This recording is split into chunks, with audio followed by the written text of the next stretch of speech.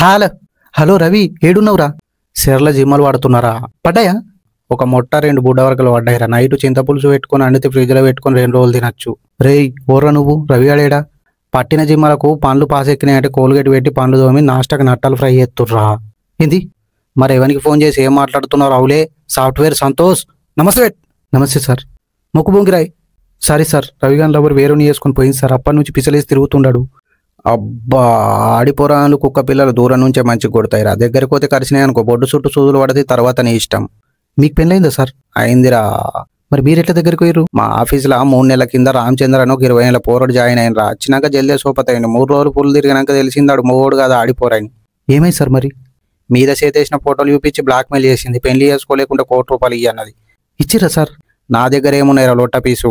పెళ్లి చేసుకుని ఇంట్లో పెట్టుకున్న కూరలు మంచిగా వండుతుంది కానీ కొంచెం మొగమొగ ఉంటుంది. ఘోరం సార్. షర్ట్ పాయింట్ వేసుకొని బాల్ కటింగ్ ఉండే వరకు మొగపోరాడు అనుకున్నారా?